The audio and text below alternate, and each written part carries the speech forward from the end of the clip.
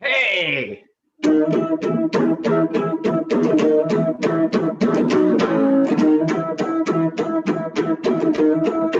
Wait a minute. We got Elvis. Elvis, why don't you sing along, buddy? Well, I didn't know all the words, baby. How could you not know all the words? Well, because I'm the king, baby. There's only That's two part of people being the on the king. You're planet that supposed to know know all. karate. Everybody else and the king. Watch out now. No, Wow, you're good looking. Oh. you can hardly tell the difference, huh? No difference at all. Totally scary, dude. Totally scary. What's up? Hey, is this the Hangout Live? Is that where we're It, at? it is the Hangout Live right here on 103.5 Jack FM's Facebook page. You haven't seen me for a week, have you, Drake? Notice anything different? Dude, you got a haircut. I got them all cut. All the salons are now open, and just as of this weekend, I thought, man, it was getting pretty ratty. I was looking pretty self-quarantined, so A little bit. Last time I saw you, I called you Neanderthal man. So you're looking good. hey, Looking well, good. thanks. So do you go to like just a barber shop or do you do the whole salon? Oh yeah, no, I go to a barber shop, of course. Can't you tell? I do. You know who cuts my hair? Your mom, You're so funny. she gets the bowl out and. Bro, Hey, this my looks mom used to do good. that. Actually, I cut my own hair. Have since I was 10 years old. Wow. Hey, you know what? Last week it was my brother's birthday. This week it's my dad's birthday. So I'm going to shout out to my dad for a happy birthday. Happy birthday, Dad Lochner. I don't know Yeah. why that has to do with my hair, but awesome. Because he used to cut my hair. Oh, so you're just flashing. I got to I'm keep up with flashback. you. He would put the bowl on the head and just, and then, or take the razor across. Right? Or, let's say a department store or something, you hear your music in the background or walking by a business and hearing that and be like, man, that's gotta be a really cool feeling. It's a trip, man. And it's still, we're not cocky about it. We don't take it for granted. And still to this day, like I'll walk into a bar and the cover band will start to play it at some point in the night, or they're playing it when we walk in, whatever. I immediately look around like, all right, who's fucking with me? And then I realize like nobody in the bar knows who the fuck I am. They're just, the cover band just plays it every night, but it's still weird, but yeah, we're very grateful for it. And actually, to go back to her question, the song in general changed our lives forever. I mean, when we realized it changed our lives is right as it was happening. I mean, we went from playing in front of 500 people to 1,000 people to 5,000 people to 50,000 people to from Anaheim to Amsterdam all of a sudden, and just so we knew our lives were being changed forever as it was kind of doing that. So it's just been a real, I mean, I like to think that we did have a few other hits, and I like to think that if there was no such thing as My Worst Enemy, that we still would have had at least a few that we could hang our hat on. That thing was just icing on the cake for us. I mean, geez, Yeah, the other track, You Make Me Come, You Make Me Complete, obviously the fun in that. Oh, you make me what? Completely miserable. Well, the first time I heard that one, I went, that's brilliant. Just the way it starts off, I'm going, oh, that's a little saucy there. And then I was like, oh, complete, that's cute. Yeah, that's nice. Oh, completely miserable. Yes. Makes more sense. But that was good, really good. We actually met, we were in Vegas for some award show, and I was at a craps table, and my brother came running up to me. He was so excited. He's like, dude, I just met Steven Tyler. I was like, no shit, where? Where I'm looking around, and there's all these different celebrities and stuff in this casino.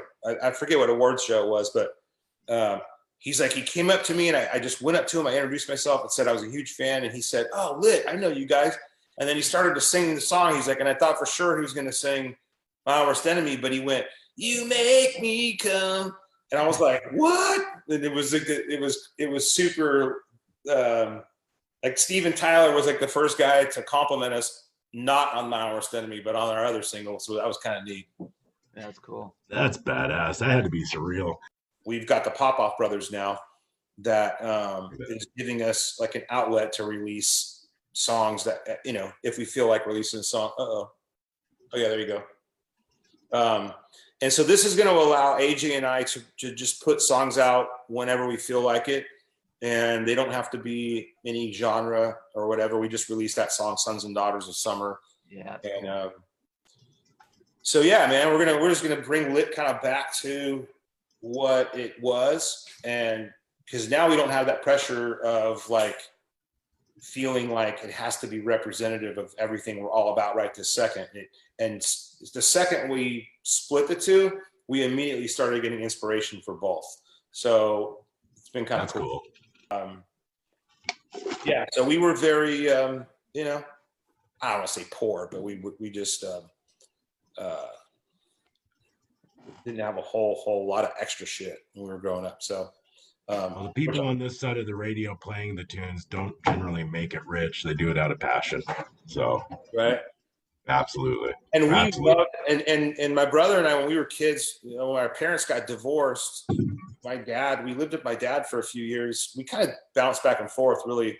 We were the epitome of latchkey kids, and but we loved to go to work with my dad. We would, especially because we were living in Orange County and Kiss FM was in Hollywood. And so we would have to leave the house sometimes at 4 a.m.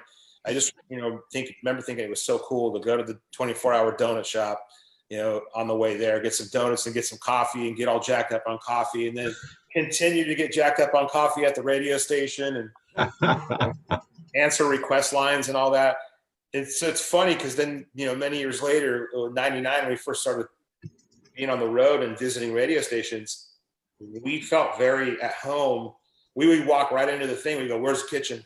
And we'd walk in the kitchen, start making cups of coffee and just, helping ourselves to shit. People are like, "This is so weird. These Lit guys, man, they just like, they act like they've been here a million times." It's like, dude, our childhood was in one of these. Like, we feel very comfortable here. So, did you ever get to go back and be interviewed in the studio your dad worked at? No, never did. I don't think that they stayed in that building forever. It was in the Motown building on Sunset Boulevard back in the day. And man, we used to go out on the roof of that thing, and it was awesome. We used to wander around Hollywood when it was not an okay place to wander around for a couple little kids like AJ and I. We survived it, but it was pretty gnarly back in those days. Saw my first prostitute giving a hand job in a car at a Jack in the Box parking lot, right across the street. Yeah, formative years. You said, I didn't realize that came with the value pack, right? Super size. Definitely my out and see you guys play for sure. When you guys are out, anybody who's watching this in the repeat, go out and see these guys. I mean, they kick ass. I mean, when we actually connected that time, it was in El Paso, and we played together at Edgefest in Idaho, we didn't really get much. I think we said hello or whatever, but this time we went out, we got in, there was 7 nights, 7 bands, and you guys were playing the night we got into town, and I'm like, oh, we're in town. I'm going to go see Lit.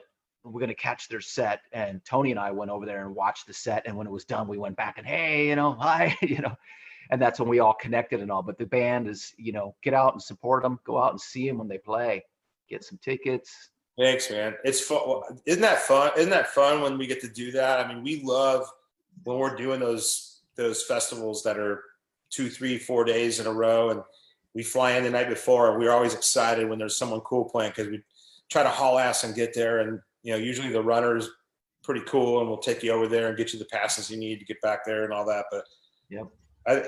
For us, one of the funnest parts about doing what we do is getting to see bands that we love to watch and hang out on the side of the stage, and every once in a while we'll get some free drinks out of the deal. Yeah, it's pretty cool. We're still like those little kids that got stuck in the nosebleeds all the time, because and so whenever we never took for granted that opportunity that we get so often to just see great bands and to just be backstage and be a part of it. We're still, even though we're grown ass men, been doing this forever, but that's still a thrill to us, Yep, it's cool. It is. I feel the same way. Cool, sometimes you kind of pinch yourself like, wow, I'm back here. I'm watching them. It's just like, it's cool. It's cool. Right on. Well, gentlemen, we're coming to that time, and I hate to do it, man, because I can sit here and talk to Jeremy for. I got to ask one thing though before we go. Okay. Didn't you guys win a Billboard award? Yeah. Did you guys win a Billboard? I got to hear about that. Really? I mean, come on, a Billboard. That's like that is the Oh, award. it's right here. Oh, look at this. I mean, that is the award. That's bigger than a Grammy. That's bigger than, an AMA. There it is. Oh, look at that. Hold on. I got to The see Billboard Music Award right there, man. Check that out. Because you had mentioned earlier, you said, "Oh, we haven't got." You said something about not getting awards. I'm going, "Hey, you guys got a Billboard. That is like the award right there. That is the It's top." it's a unique award in the sense that you're getting it when you show up to the thing, because it's based on numbers and tallies and not votes. Yep. So when you get a Billboard award, it literally is because it was the most played song of that genre of that year. So it takes the guessing out of it. You show up and you're like, oh, to take home something. Not like the Grammys. How was the feeling? The Grammys get it wrong every damn time, right? You're right, like, oh, exactly. Come on, oh, Joe Rotel, fuck. How cool is that? A Billboard is the award. I mean, that must have been, well, you knew you were getting it, but I mean, how exciting was that? Getting your hands on it the first time. I mean, just it was neat, man. It was just of course you don't get to take anything home with you that night, and then they send them to you, and you never know when they're coming. And it's a big thrill to set it up. It's very humbling and rewarding to set it up on the shelf. Considering it's that award, that means that. It's not a favorite. It's not a thing. It's at the same time, when we got it, it was literally like, okay, great, thanks. We set it on the shelf. We're like, all right, gotta go. Like we're out. We're still on tour, Wow. So that's probably one thing. I don't regret saying yes to everything that we said yes to. But in retrospect, I think maybe we would have spread it out a little bit. Just so we could have enjoyed those moments a little bit more. Like, the Billboard Awards were in Vegas, and I think we were in and out of Vegas in a matter of 3-4 hours just for the show. It would have been fun to just get a cabana by the pool and like hang out and celebrate the award for a couple days or So you really didn't get to enjoy the moment then. You were just kind of back to work. We were just literally, those years were just like this never-ending mosh pit, and we were just like running around it, just and we didn't have a whole lot of time to really. I mean, shit. When the song was number one, we were still in a RV. We didn't even have time to go back to California to switch it out for a tour bus, because we were just gone for forever, So we were in this Winnebago. We knew that we were like, we think maybe we should have a tour bus. Everyone else has one. Right.